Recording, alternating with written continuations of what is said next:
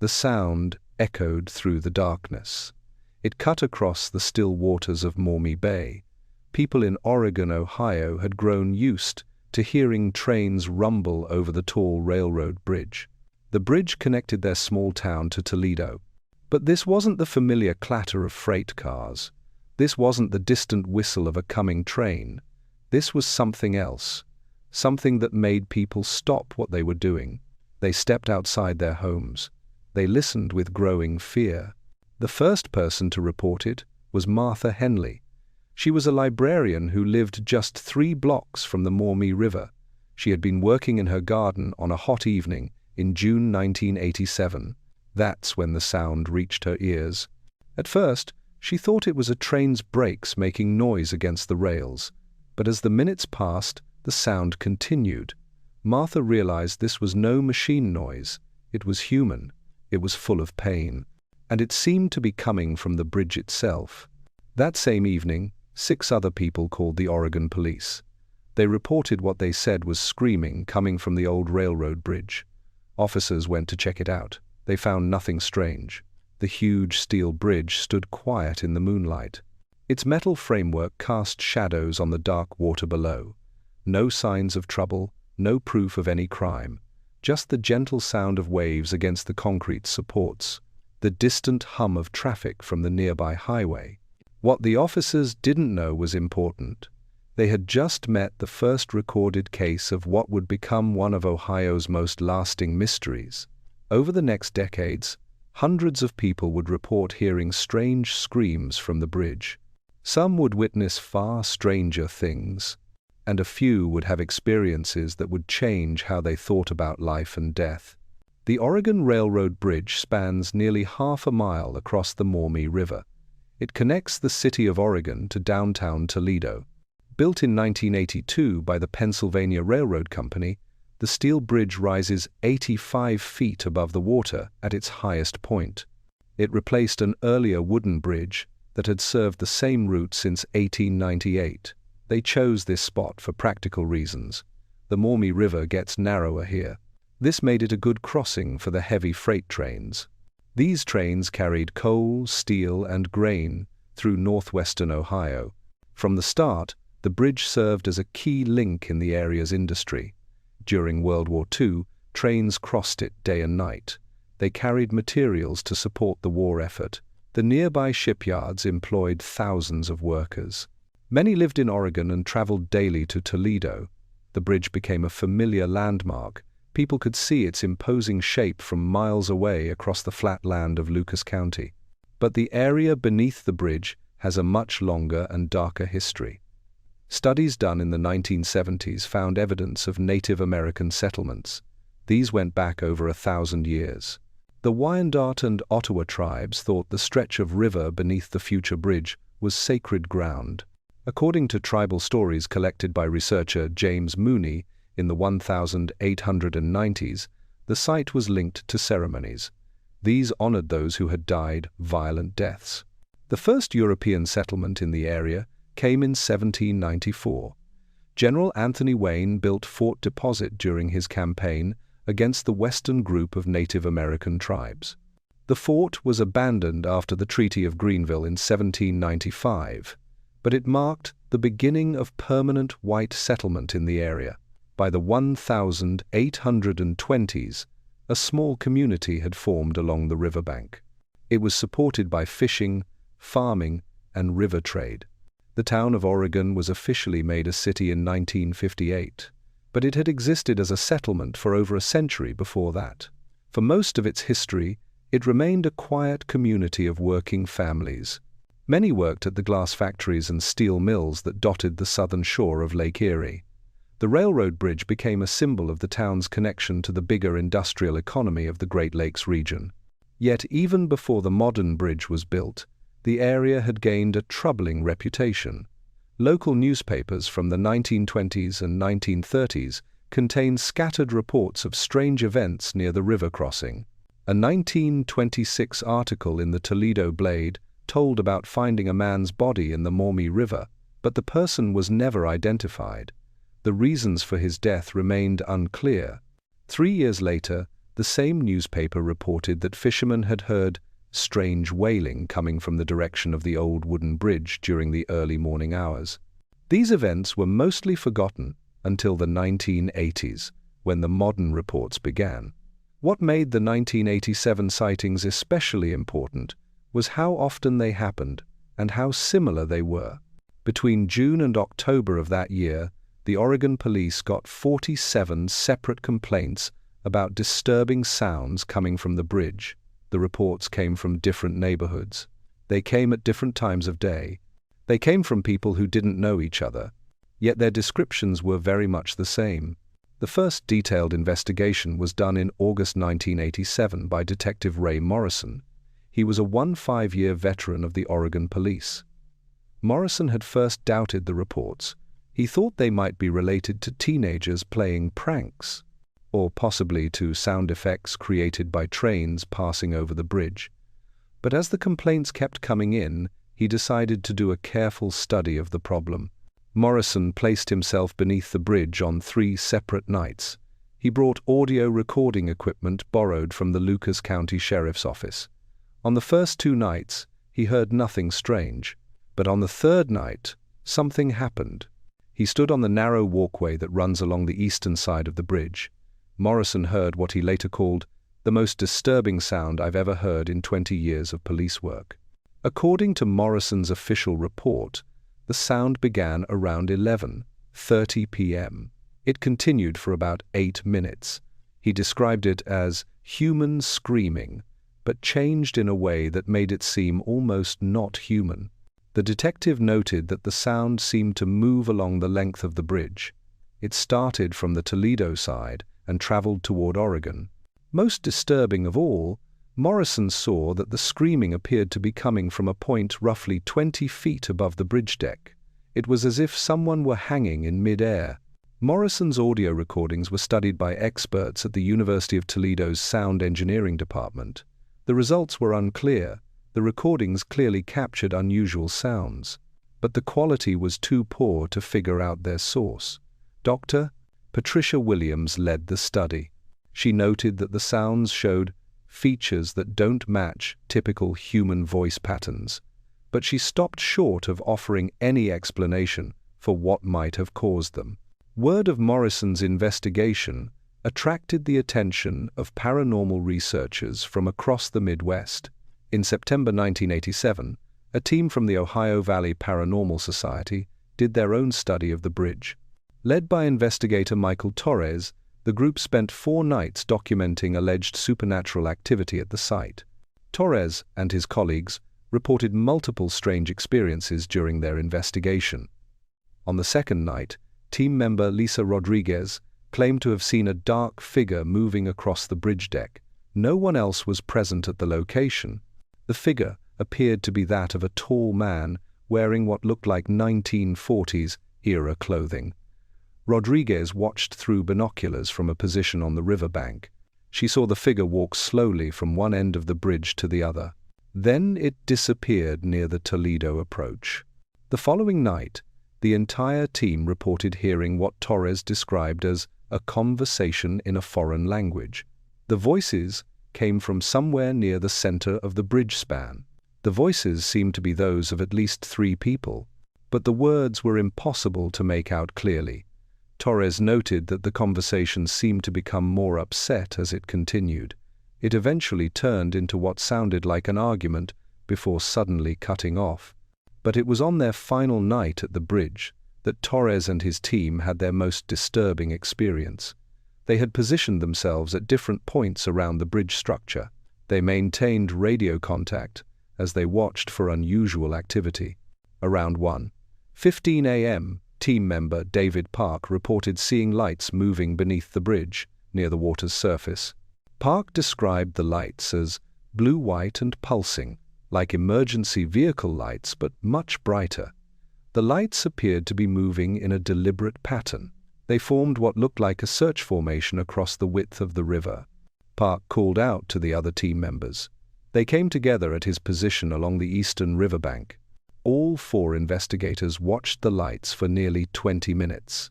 Torres later stated that the lights seemed to be searching for something or someone in the water. At one point, the pulsing pattern got much faster. It was as if the search had become urgent.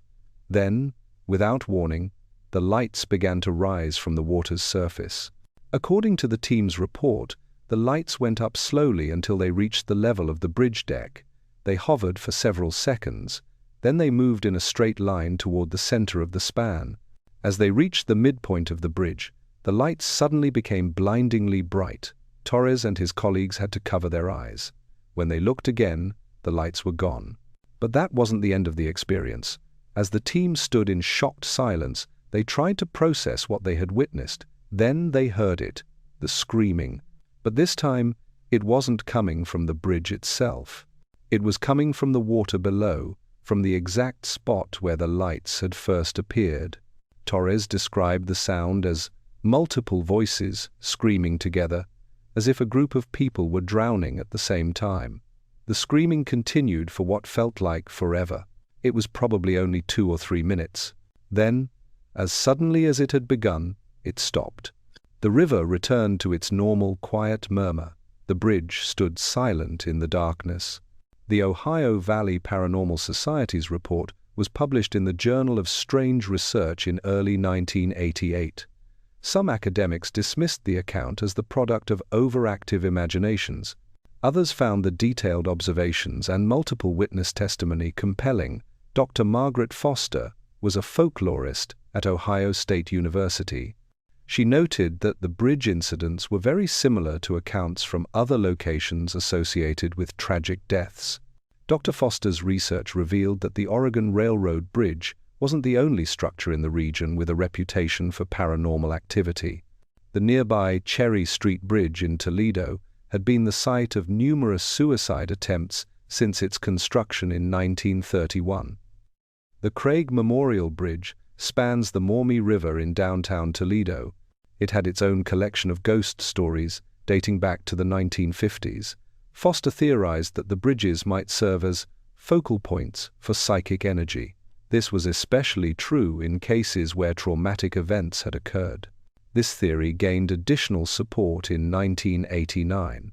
Local historian Eleanor Walsh discovered records showing that the Oregon Bridge site had been the location of a significant tragedy during the 1940s. Walsh had been researching the history of the Pennsylvania Railroad's operations in northwestern Ohio. She uncovered a series of internal company memos discussing a serious incident. This had occurred at the Maumee River crossing in November 1943. The memos were vague about the details. They referred only to employee casualties and necessary changes to safety protocols. But Walsh kept searching for additional sources. This eventually led her to the family of Walter Kowalski. He was a former railroad maintenance worker who had been employed at the crossing during the war years.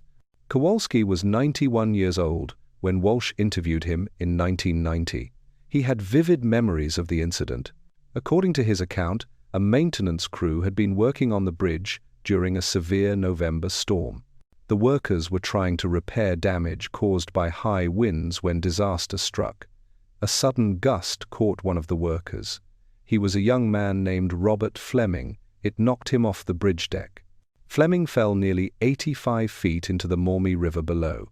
His body was never found despite an extensive search. This involved dozens of volunteers and several boats. Kowalski recalled that the incident had a deep impact on the other workers.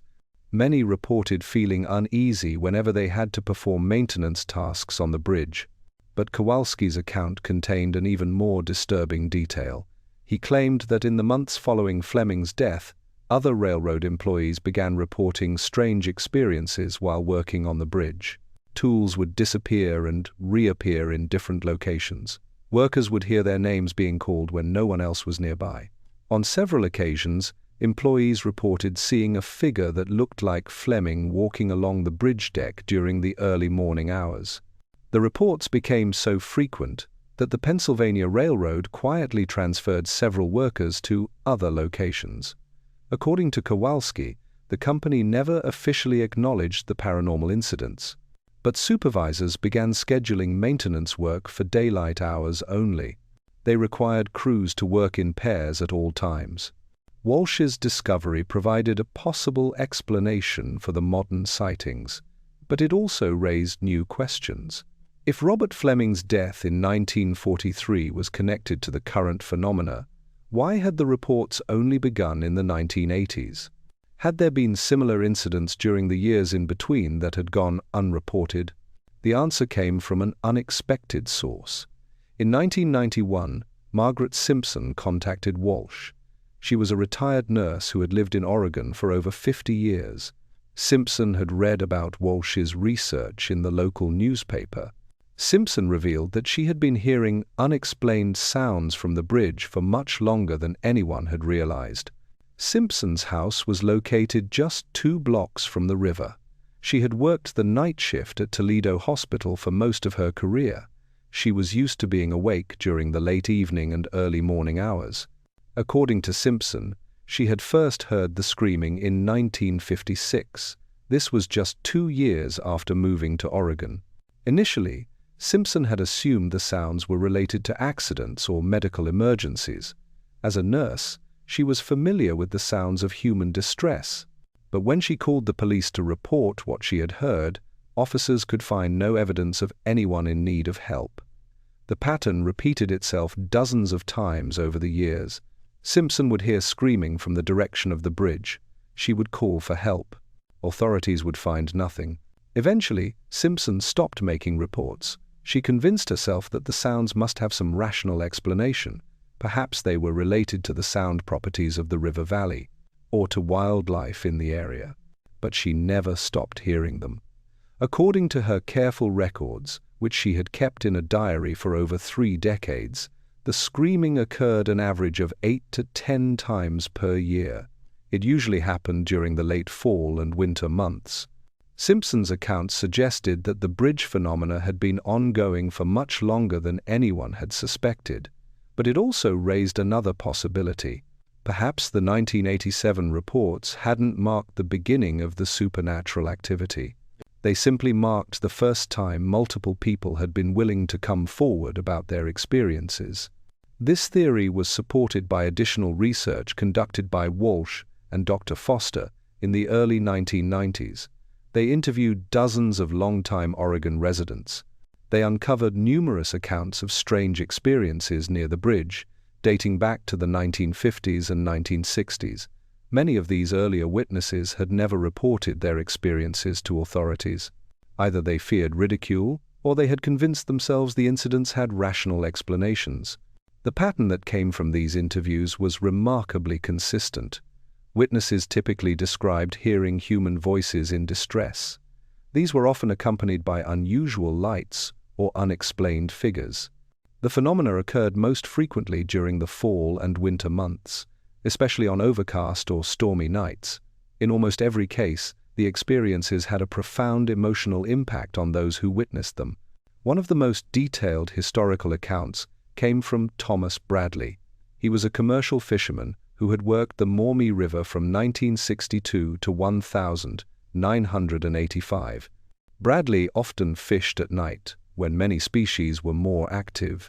He had positioned his boat beneath the railroad bridge on hundreds of occasions. He had grown familiar with the normal sounds of the area, but on at least 15 separate nights, Bradley had experienced something far from normal. Bradley's first encounter occurred in October 1965.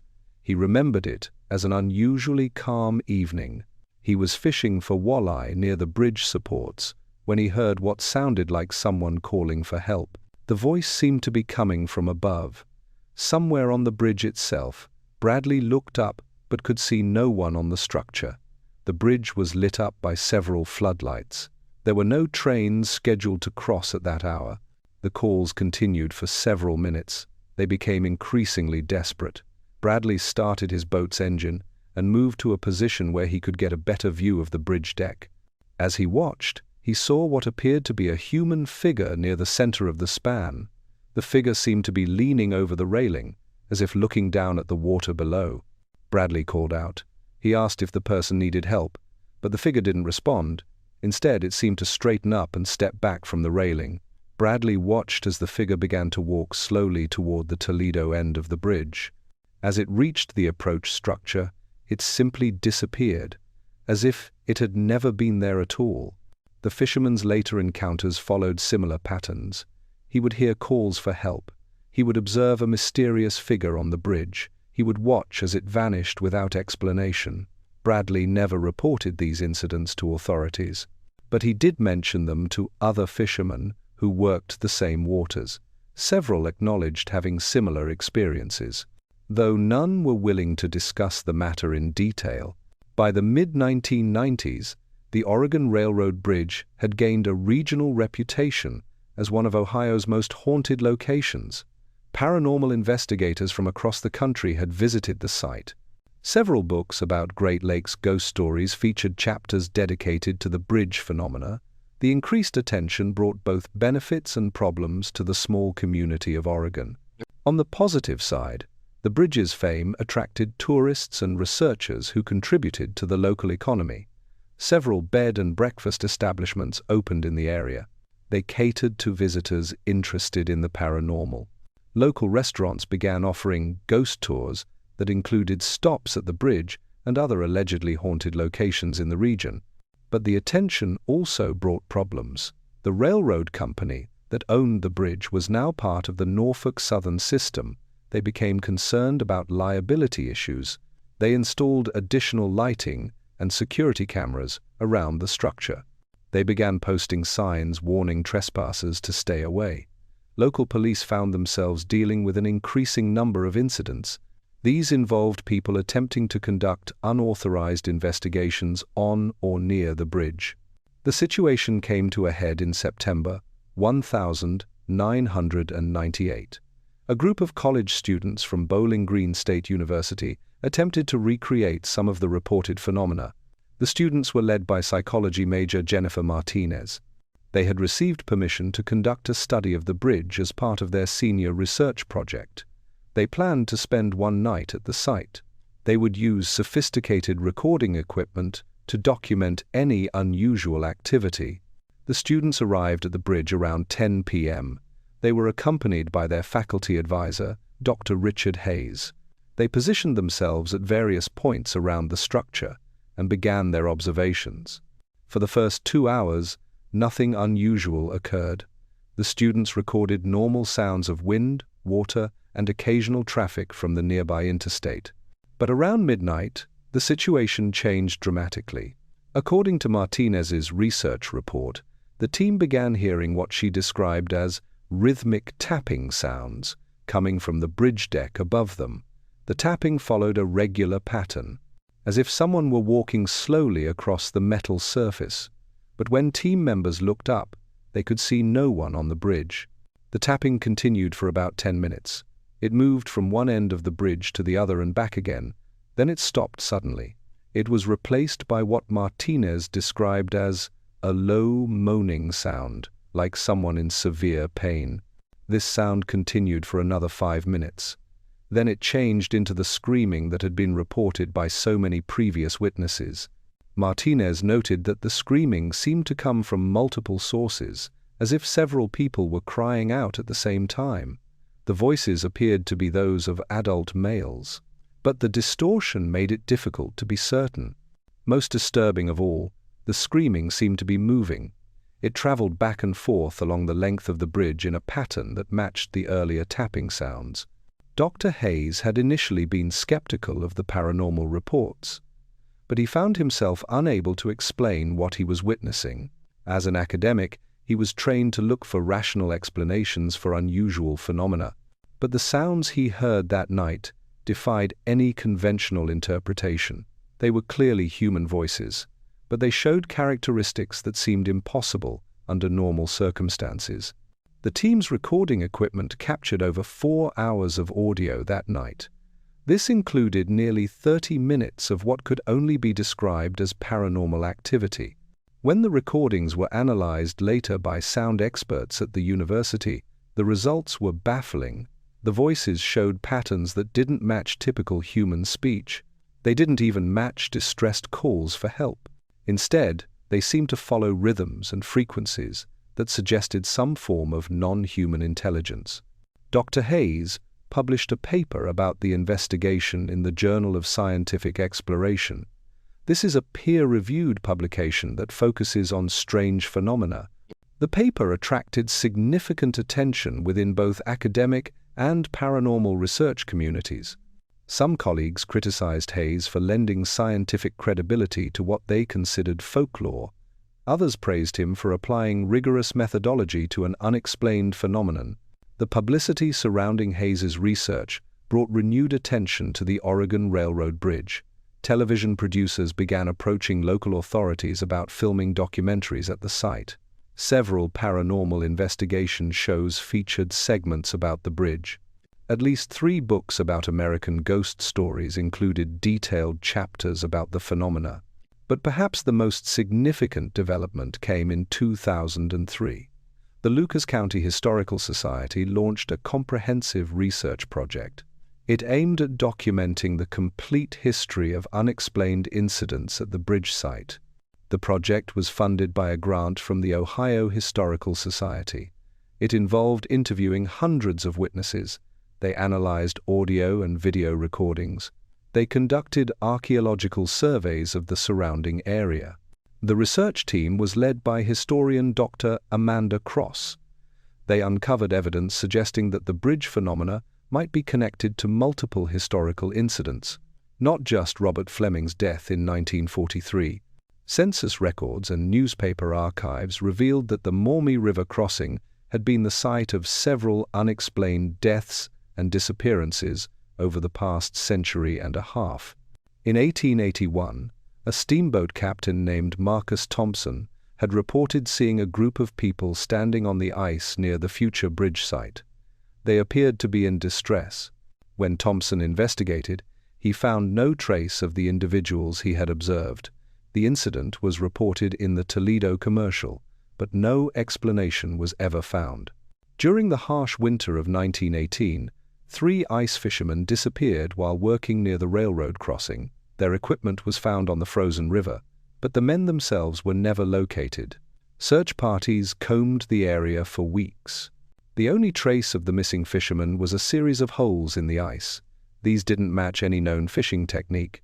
Dr. Cross's team also discovered that the site had been associated with unexplained incidents during the era of the Underground Railroad. Several accounts from the 1850s described runaway slaves who had disappeared while attempting to cross the Maumee River at this location. Local abolitionists had established a crossing point here. The river was relatively narrow and shallow here. This made it easier for people to wade across during low water periods. But according to documents preserved in the archives of the Toledo Anti-Slavery Society, at least 7 freedom seekers had vanished while making the crossing between 1852 and 1859. In each case, witnesses reported seeing the individuals enter the water on the southern shore, but they never emerged on the northern side. Extensive searches failed to locate any trace of the missing people. These historical discoveries added new dimensions to the bridge mystery. If the current phenomena were connected to past tragedies, they might represent the cumulative effect of multiple incidents rather than a single haunting. Dr. Cross theorized that the Maumee River crossing might function as what she called a psychic collecting point. This would be a location where traumatic events leave lasting impressions that build up over time. This theory gained support from similar cases documented at other locations around the world. The Tower of London, the Gettysburg battlefield, and numerous other sites associated with multiple deaths have reported paranormal activity. This seems to involve different historical periods at the same time. In each case, witnesses describe encounters with figures from different eras. This suggests that traumatic events can create lasting impressions that persist for decades or even centuries. But Dr. Cross's research also revealed a more troubling pattern. According to her analysis of incident reports, the frequency and intensity of paranormal activity at the Oregon Railroad Bridge had been increasing steadily since the 1980s. What had once been occasional sightings reported by a few witnesses had evolved into regular occurrences. These now involved dozens of people each year. This increase coincided with several significant changes in the area. The completion of Interstate 280 in 1981 had brought increased traffic and development to the region. Several industrial facilities had been constructed along the riverbank during the 1980s and 1990s. This altered the landscape around the bridge site. The bridge itself had undergone major renovations in 1995. This included the installation of new lighting and safety systems. Dr. Cross wondered whether these modern changes might somehow be affecting the paranormal phenomena. Some researchers have theorized that electromagnetic fields generated by power lines, radio towers, and electronic equipment can influence supernatural activity. The area around the Oregon Bridge had certainly experienced a significant increase in electromagnetic activity. This happened during the decades when paranormal reports were escalating. Another possibility was that the increased attention to the phenomena had created a feedback loop. As more people became aware of the bridge's reputation, more were likely to visit the site. They would have experiences that reinforced the legend. This psychological dynamic could explain why reports had become more frequent and more detailed over time. But Dr. Cross's team also documented several cases that seemed to resist such rational explanations. In 2004, they investigated an incident involving a Norfolk Southern maintenance crew. The crew had been working on the bridge during routine inspection procedures. The crew was led by Supervisor Gary Mitchell. They had been examining the structure's steel framework when they experienced something that would haunt them for years to come. Mitchell and his three-man crew were working near the center of the bridge span around 2 a.m. They were using powerful floodlights to illuminate their work area. The night was clear and calm, with excellent visibility in all directions. As the crew worked, they became aware of what Mitchell described as a presence somewhere nearby. Initially, the workers thought they might be hearing sounds from the river below or from traffic on the distant interstate. But as they paused to listen more carefully, they realized the sounds were coming from directly above them. It sounded like footsteps on the bridge deck, but that was impossible. They were the only people authorized to be on the structure that night. Mitchell called out. He thought that perhaps another maintenance crew had arrived unexpectedly, but there was no response. The footsteps continued. They moved slowly along the bridge deck in a pattern that seemed to mirror the crew's own movements. As Mitchell and his workers moved toward the Toledo end of the bridge, the footsteps moved in the same direction. When they stopped, the footsteps stopped as well. The crew tried to locate the source of the sounds, but their floodlights revealed nothing unusual. The bridge deck was empty in all directions. There were no other people present, no animals, no obvious mechanical explanations for the rhythmic tapping they were hearing. But the footsteps were just the beginning of the crew's experience. As they continued their inspection work, the men began to hear what Mitchell described as whispering voices. These came from various points around the bridge structure. The voices were too faint to make out individual words, but they seemed to be engaged in urgent conversation. Mitchell noted that the voices appeared to be those of adult males. They were speaking in what sounded like English but with accents or dialect patterns that were unfamiliar. The conversations seemed to move around the bridge. Sometimes they came from the deck above, sometimes from the supports below, sometimes from the approach structures at either end of the span. As the night wore on, the phenomena intensified. The footsteps became more frequent. They seemed to involve multiple individuals. The whispered conversations grew more animated. They occasionally rose to what sounded like arguments. On several occasions, the crew heard what Mitchell described as mechanical sounds, like old machinery operating somewhere inside the bridge structure. The most unsettling moment came around 4 a.m. The crew was preparing to conclude their work for the night. As they gathered their equipment and prepared to leave the bridge, they heard a sound that none of them would ever forget. It started as a low moan. It was barely audible above the ambient noise of wind and water. but it gradually increased in volume and intensity. It became a wail of such profound anguish that it left all four men visibly shaken. The wailing continued for what felt like an eternity. It was probably only 2 or 3 minutes. During this time, Mitchell reported that the temperature around the work area dropped noticeably. The night had been warm and humid. The crew's breath became visible in the suddenly frigid air. Frost began to form on the metal surfaces of their equipment. Then, as suddenly as it had begun, the wailing stopped. The temperature returned to normal. The bridge fell silent except for the usual sounds of wind and water. The crew completed their work as quickly as possible and left the site without further incident. Mitchell filed an official report about the experience with his supervisors at Norfolk Southern, but the company took no formal action beyond noting the incident in their safety records. However, the report eventually found its way to Dr. Cross's research team. This provided them with one of the most detailed and credible accounts of paranormal activity at the bridge. What made Mitchell's report particularly significant was the professional credibility of the witnesses. Railroad maintenance crews are trained observers who work in challenging and potentially dangerous environments. They are used to dealing with unusual sounds, changing weather conditions, and equipment malfunctions.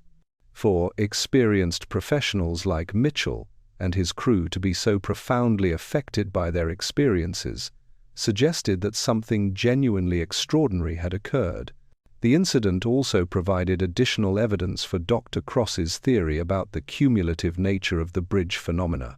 Mitchell's crew had encountered multiple types of paranormal activity in a single night. This included sounds that seemed to represent different historical periods.